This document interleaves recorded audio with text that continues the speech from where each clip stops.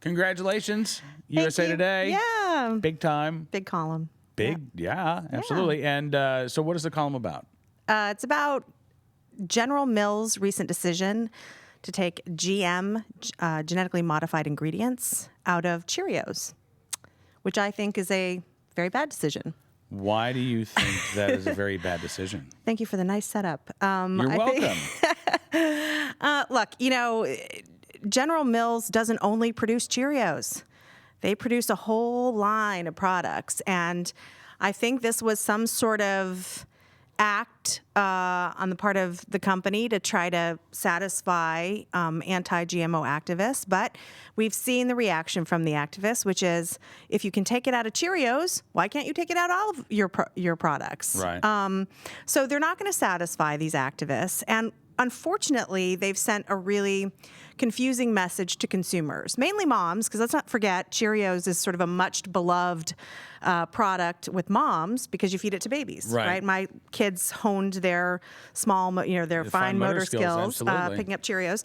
On General Mills' website, it says GMOs are perfectly safe, perfectly harmless, perfectly good to be used in food products.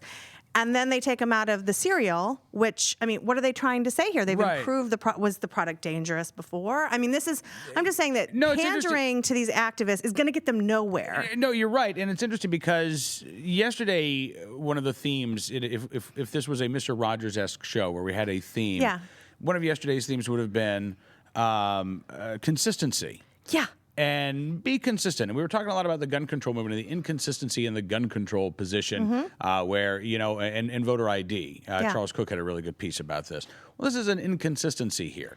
If your website and all of your press materials and all of your spokespeople say...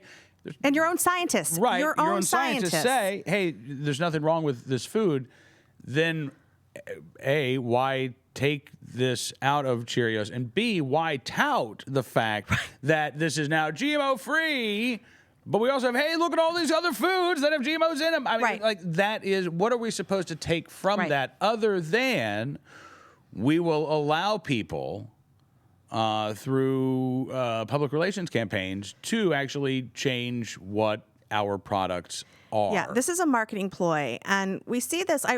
We're seeing this not just with GMOs, not just with Cheerios. We're seeing this with all sorts of things. Companies are caving to activists more and more now to try to satisfy them, and it's really concerning from a consumer standpoint because this type of pandering is eventually going to raise prices. These changes that they make to their products unnecessarily, in my view, and according to the scientists, eventually costs people. You're seeing it in the chemical industry. Companies are sort of scared of these anti-chemical activists.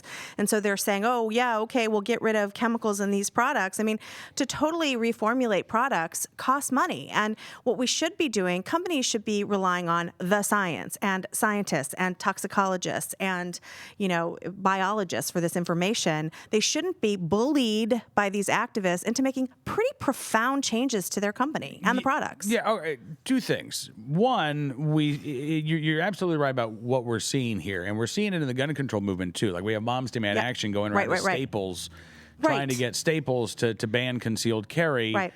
And I love the fact that apparently a Staples manager in Tennessee was like, "Hey, I'm a right to carry holder." She said, I have a gun on me right now."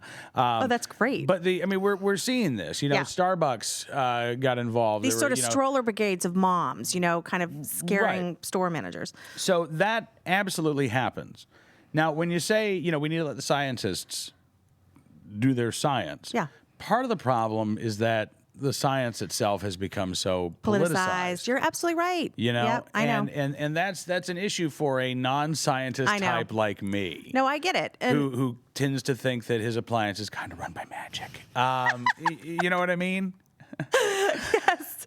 Yeah, I get it. So I'm a simple guy, and I'm not going to be a scientist. I've accepted that. But General Mills employs scientists. The company employs scientists. Yes, and according but to those scientists, Julie. Yes. They are derive just, their paycheck They are paid by the industry. General Mills. Yes, and so absolutely. They must be You're right. automatons. But there are, yes, indeed. And let me say, there are also independent scientists. There's over 1,000 studies that have been conducted on genetically modified organisms. We have talked about this endlessly.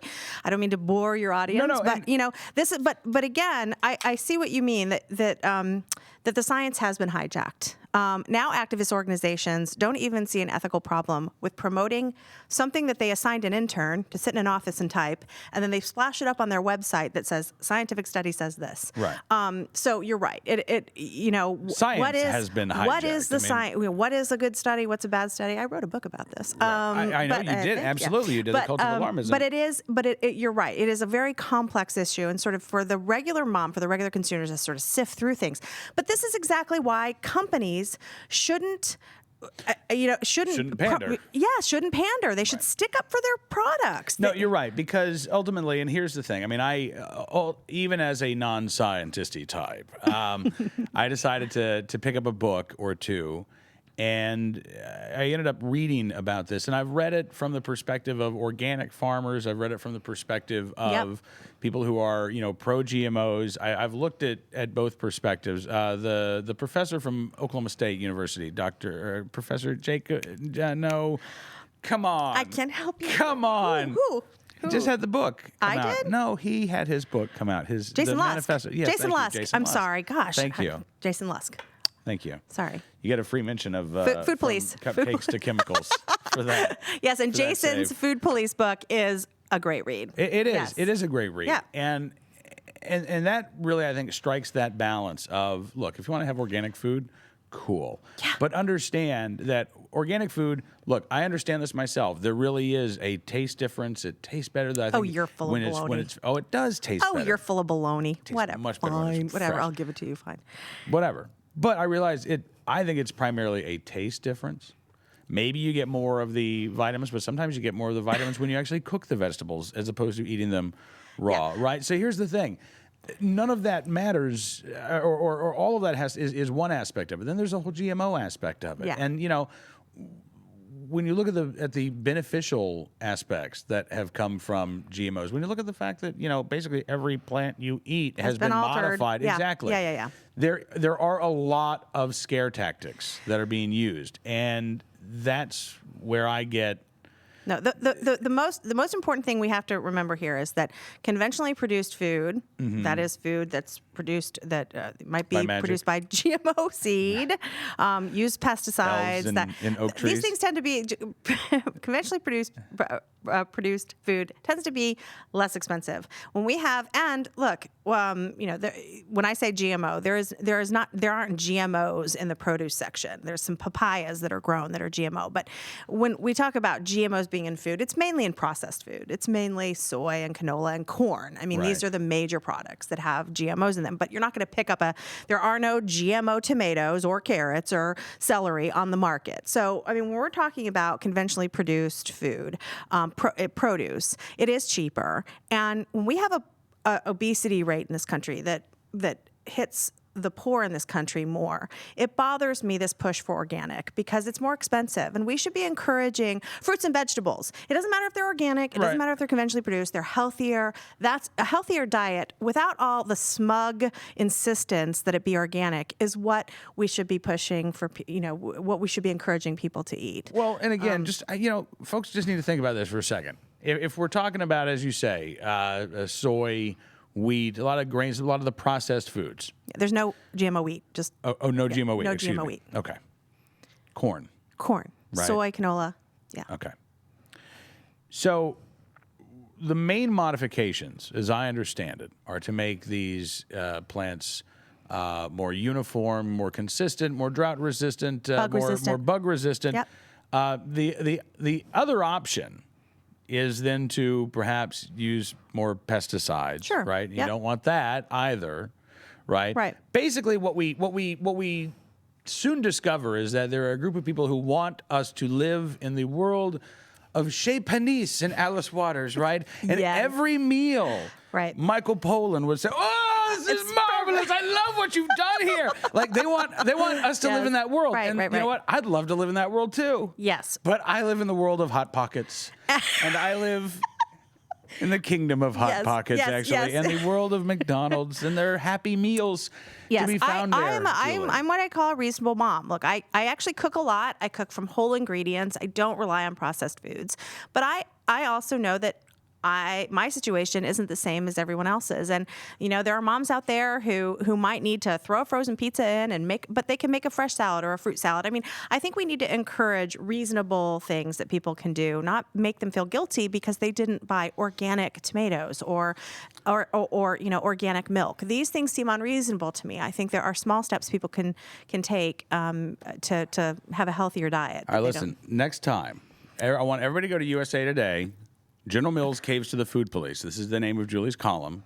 Everybody go read it. Can we like it?